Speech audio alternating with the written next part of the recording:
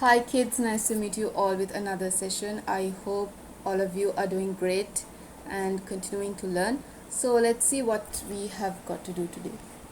Today also we are going to sense something, but this time we are going to sense gas or smoke. So this circuit also will be controlled by Tinkercad, and we will be working on how to control a series of LED as the sensor alarms, as an indicator for the sensor alarm, and we will also be using a buzzer for the noise indication of the alarm. Here also we will be using some simple Arduino code. Okay, if I can take all of your attention to the GIF on the screen, that's basically a simple type of sensor, a smoke sensor. And as you can see, when the smoke is being contacted with the sensor, which is inside that instrument over there, the LED or a light source is being lit up. So that is how the smoke detector works in a very simple form. So we will learn about the working principle in our later slides. So let's see what we have to do. So what is this detector that we are talking about? So I mentioned that it is a smoke detector, which is obviously a device which is used to sense smoke. But what does this word smoke literally mean? Word smoke does not only mean a particular type of particle or a particular type of gas, but it is a mixture of gases and small particles which results from burning materials such as wool, coal, wood, etc. So it is simply a combustion which has taken place, and the particles and the gases that is being released through it. If for an example, if you have burnt some material on your outdoor, and you would see some smoke coming out, right? So that is exactly this type of smoke that this detector will be used for. But it is not only to trigger those types of smoke, but it has a very wide range of detection. So depending on which type of gases it's going to use. So let's see what are the parts of a smoke detector. Whatever the type of the smoke detector it has a sensor to sense and also a buzzer to warn the people. So just like in the GIF over there is a sensor which is inside the detector, and that is where the smoke is being pulled into and sensed. And then we have the buzzer which is giving that noise, the buzzing noise. So we can also say that the smoke detector that we are going to create today, which is used in the whole wide world, is also an indicator of fire. But now let's see, how do these detectors, which are being used in a wide range, how do these sense smoke? What is the principle in it? What is the structure that they have inside the particular detector to sense smoke? To start with, I cannot go ahead without saying that there are two types of smoke alarms, which is ionization and photoelectric. But when you compare both of those, photoelectric alarms are widely used because of their much faster detections. They can detect smoke like really fast when you compare it with the ionization alarm. So let's talk about the photoelectric alarms. Photoelectric alarms also has a sensor and a light source. Light source is something as of to show the indication. So when there is a light, it is very easy to identify that something is happening. So you would have seen light sources right there in your laptops, machines, systems. Those are all used for indicators, right? So we know it's an indication to say that okay, it's an indication to say that it's working, it's functioning.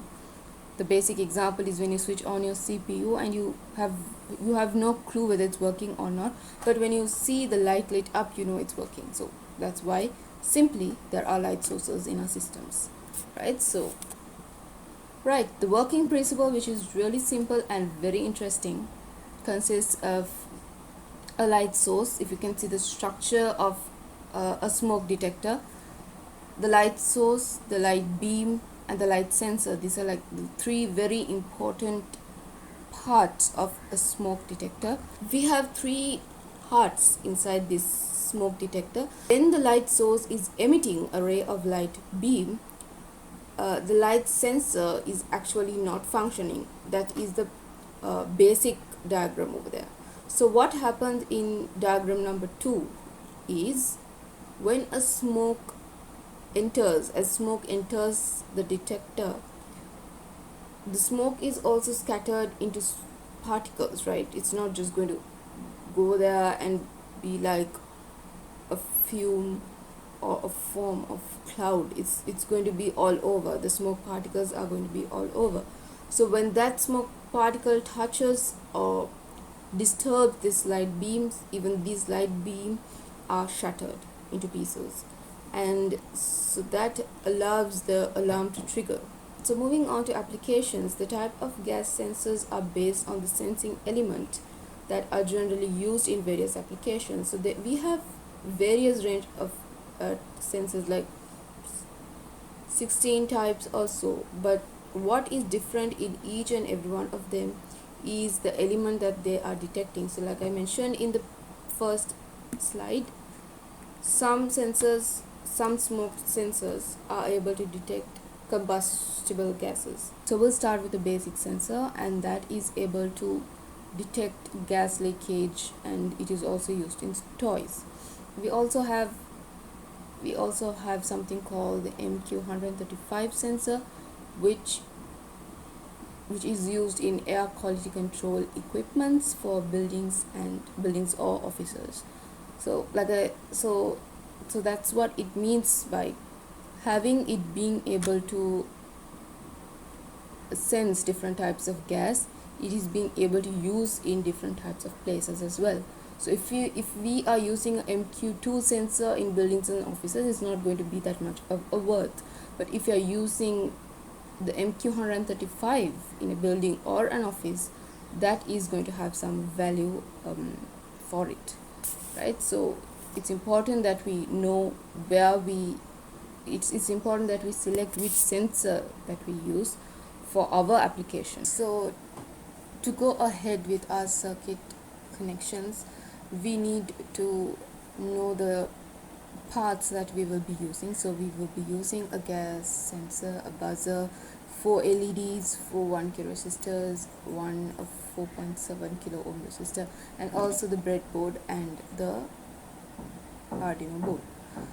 So this gas sensor, as you can see, has 6 pin outs for the particular sensor, but when we check with the module alone, we have 4. So altogether we have, this is how our complete circuit diagram will look like.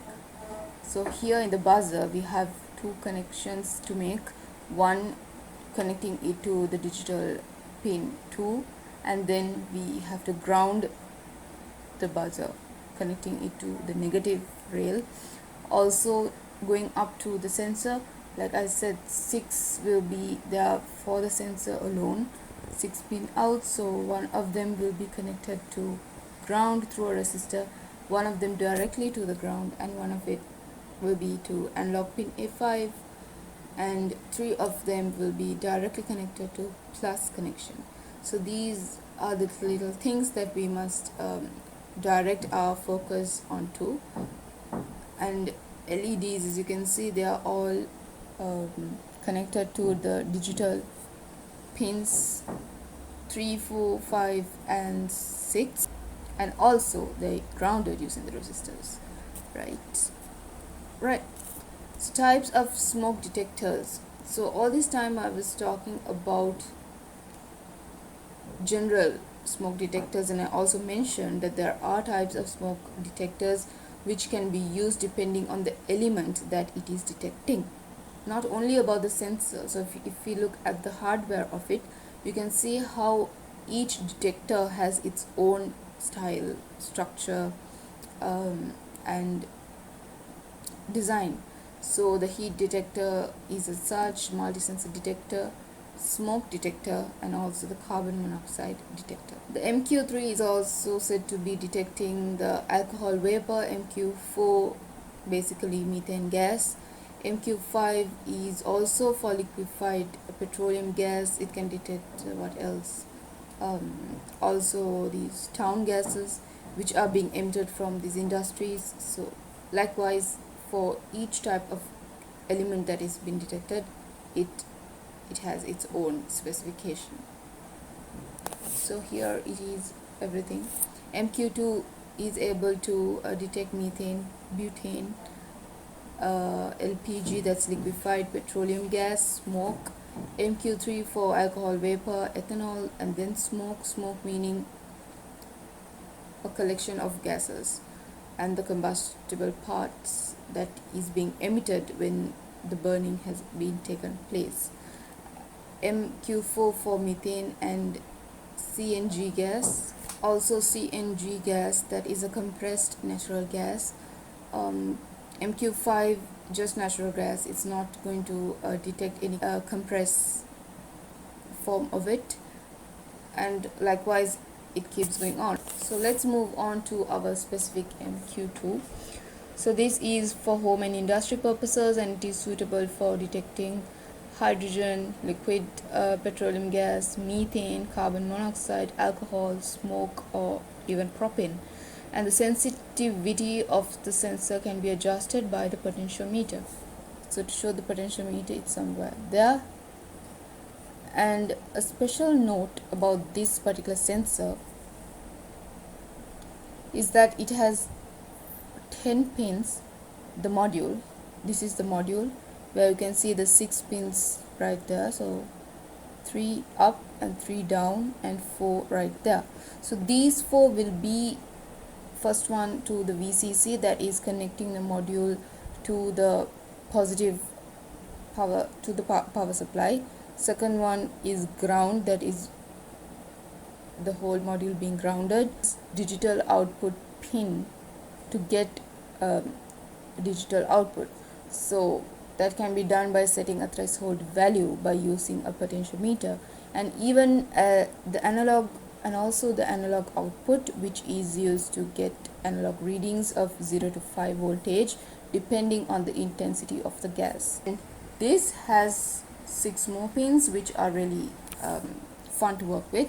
So there are, you can see A and B pins and then H pins. So we have A, B and H pins. A and B pins are interchangeable, so you can use it either way, whereas the H pin will be connected to the ground and the power supply, and the A pins are tied to the supply voltage, right? And we have another 2 B pins which are also interchangeable with A, and one of it can be used as an output, one of the B pins and output, and the other can ground. It can be used to ground the whole sensor.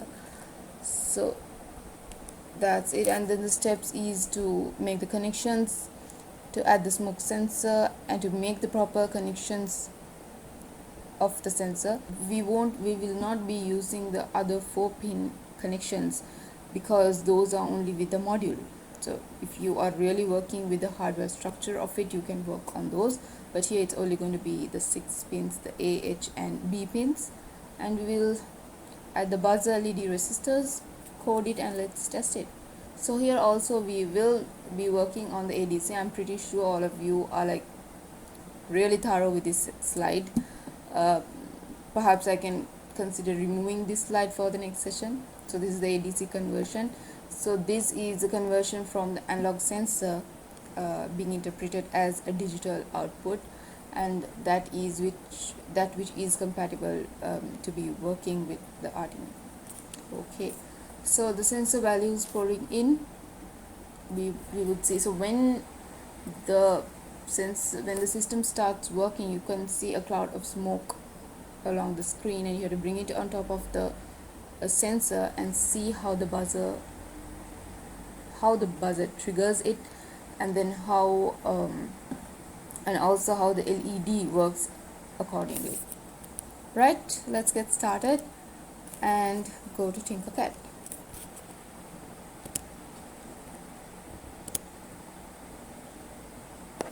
We are in Tinkercad. Now let's work on circuits, and let's create a new circuit.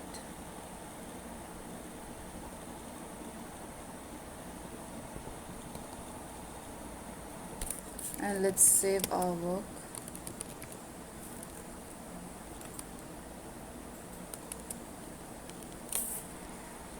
So let's drag and drop all of the components that we need to build our circuit.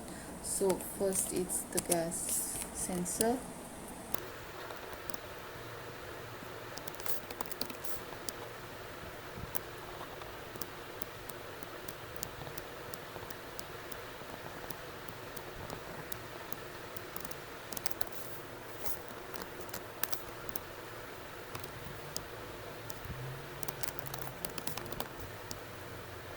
Right, now that we have got all of it to the working space, let's arrange it as we wish and start making the connections.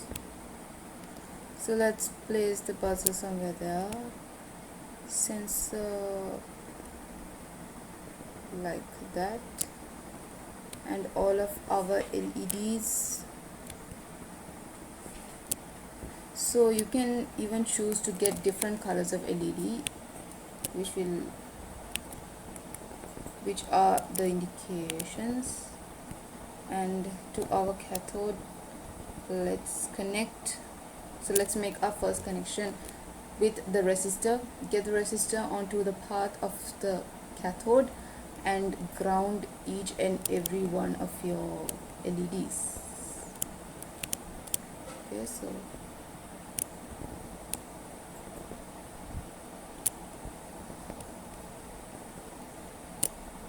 yep, so that's about it.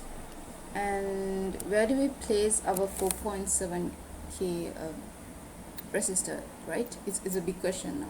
Well, so where we place it is, we are going to ground the A1 terminal of our sensor through this 4.7K, and whereas this, which is the edge, like I said before, the edge can even act as a grounding pin, so can be grounded like that,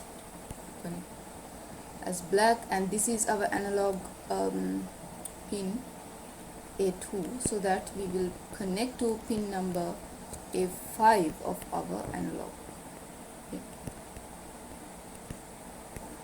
Right, so that's connected, and this is what, B1, H2 and B2. So if you go back and see the AHB connections that are being made, you would see that all three of these has to be connected to the power supply.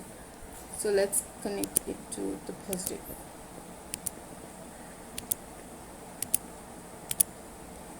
Right, and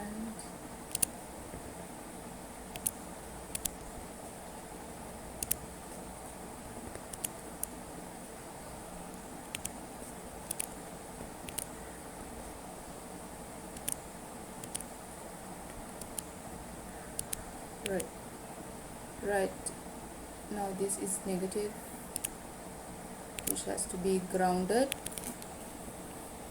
and that's black, and also positive, which will be connected to pin number 2 of the digital pin.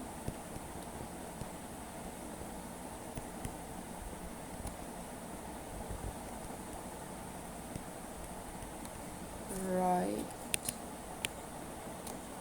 just do it like that. And now let's connect the anode terminals of the LED to the pin numbers 3, 4, 5 and 6 respectively is in order of that order. I know this looks like really messy, so don't worry, you can, for the timing, you can just connect it like that, and later you can adjust it.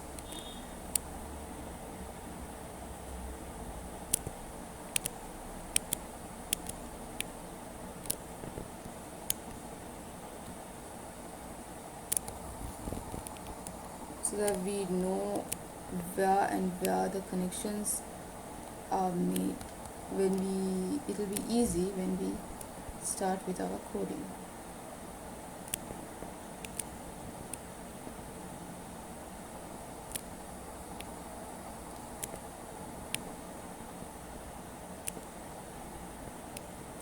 I think it looks better now.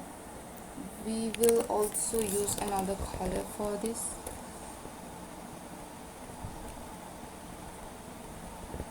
So that we know it's all the LED connections.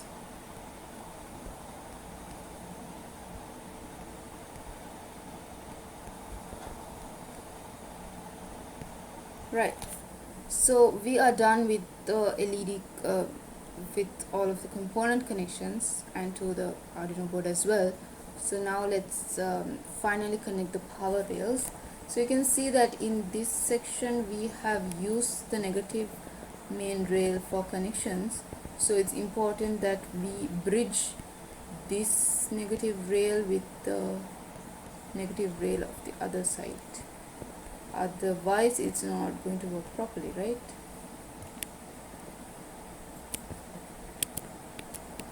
Like that. And plus we did not use any, so we don't have to bother about bridging the plus between the rails.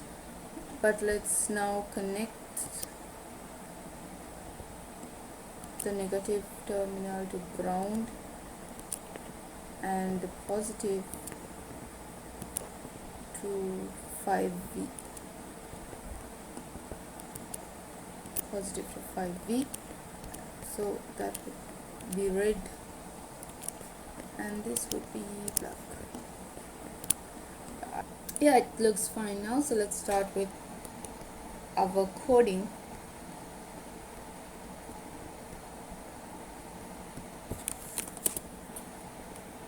Firstly, we'll have to define our pin numbers for the LED, for the buzzer and the gas sensor, right?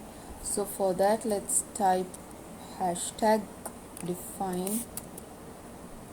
Let's go with symbols. Define. Now let's take caps lock. Pin underscore LED underscore 1 will be connected to, so we are saying that the first LED will be connected to pin number 6 of the digital, so that will be 6. So like this we will be needing 4 lines, so we'll copy 1 line and paste for 3 more, paste 2 3 and then we'll be needing 2 more for the buzzer and for the gas sensor, so those will change it as buzzer. We have only 1 buzzer, so we don't need to put numbers there. And for the pin gas will be connected to A5 and pin buzzer is connected to pin number 2, whereas these are connected from 6 5 4 3 2 and then A5. Right, now let's start with void setup.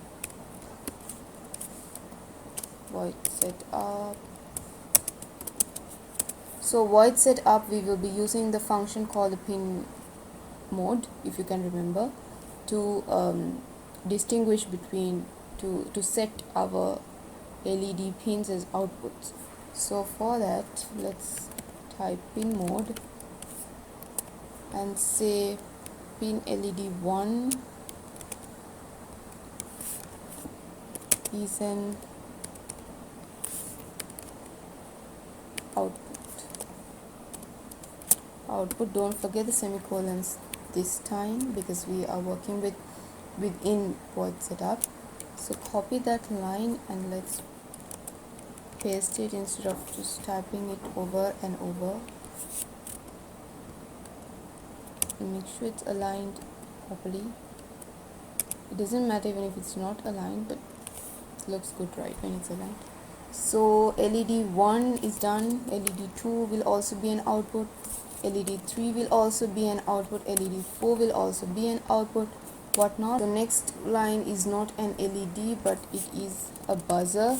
So let's type buzzer and define it also as an output, and let's initialize serial communication, serial dot, by saying serial dot begin. And what is the rate? 9600 of bits per second. And then let's end it. Right, so this is about the void setup, and now we have void loop that we are going to work on with. In void loop, let's use the mapping function for this. So for that, let's say int value, int value. So kids, this is a very important function, the mapping function. Here we will be typing analog read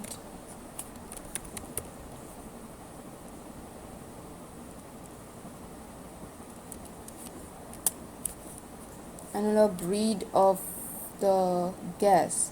So let's say pin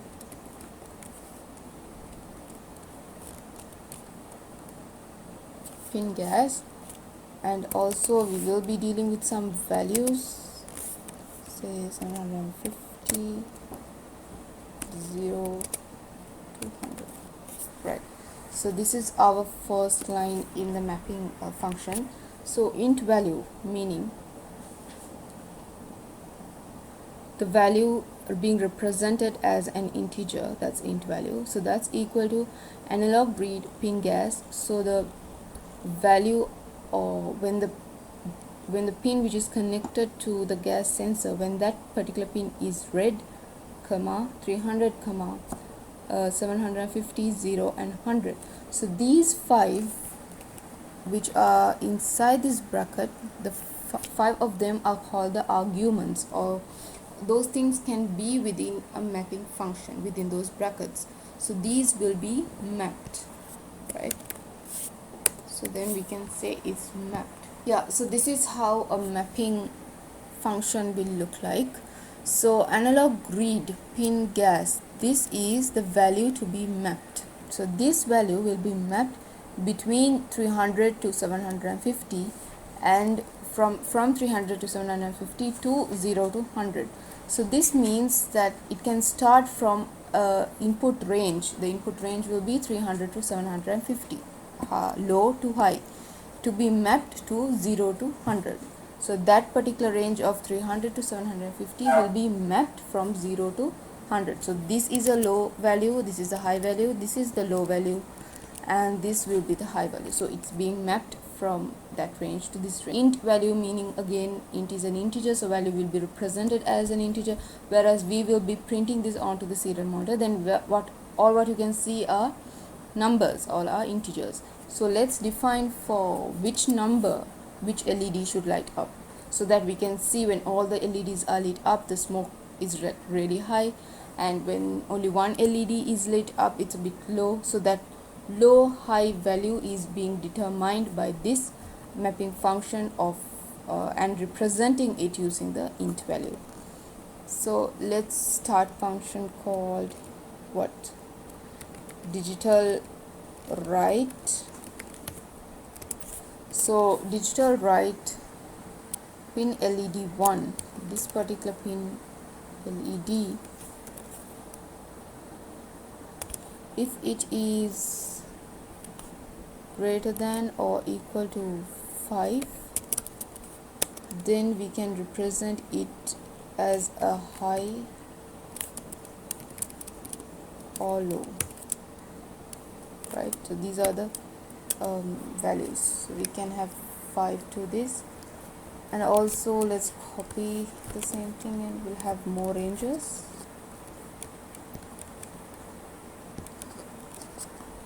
So next we'll say 10. 10 is for LED 2. For LED 3, let's have 20. Let's have 40 for this LED, that's the 4th.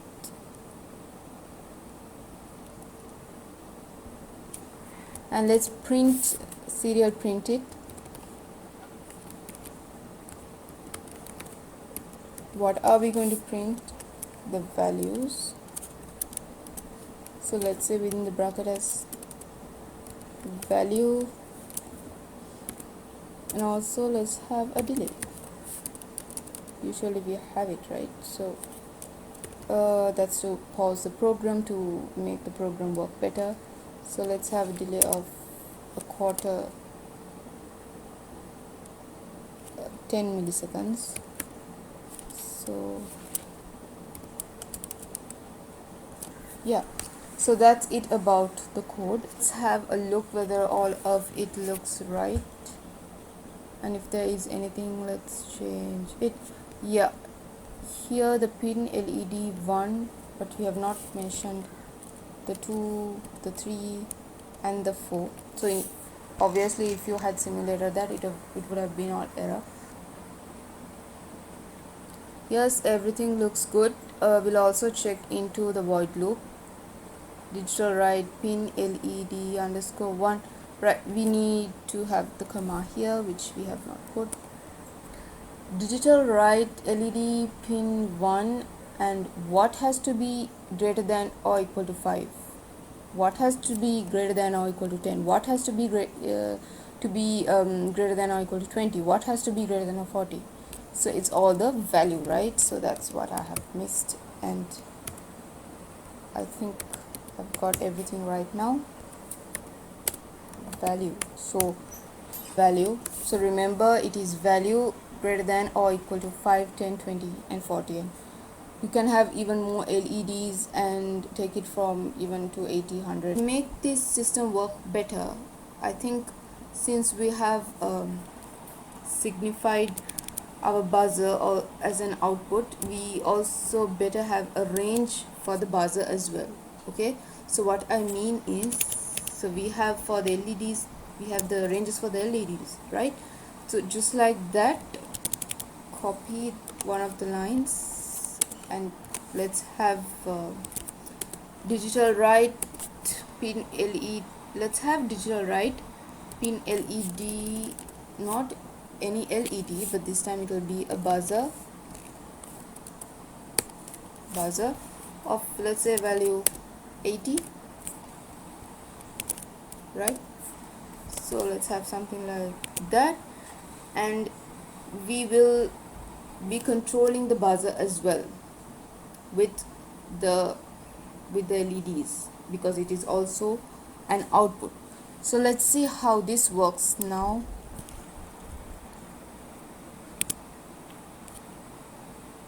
Let's put the code aside. Yeah, now you can see that initially when the system has been started to simulate, there is no LED that is being lit up. But when you click on the sensor, you would see it directs you to a smoke cloud, and when you bring it all the way closer, you could see the LEDs being lit up one by one. And remember our order of defining the LED as 1, 2, 3 and 4. So when you bring it closer, and that's, let's go to the serial monitor and see how the values are read. So it should be reading 5 to 10. Yeah, somewhere away will be like that, 5 to 10, because pin LED 1, the range is 5, and then we have the range as 10. So let's see, when we bring it more closer, the third LED is lit up, and the third LED is in the range of 20, so which is equal and greater than 20, right? So you can see the values being equal and greater than 20. But when you bring it further closer, you could see that all the 4 LEDs are lit up, and obviously the range is greater than or equal to 40, and that is this line. But what will happen if it's more than that? The buzzer will buzz. So let's bring it like exactly onto the sensor,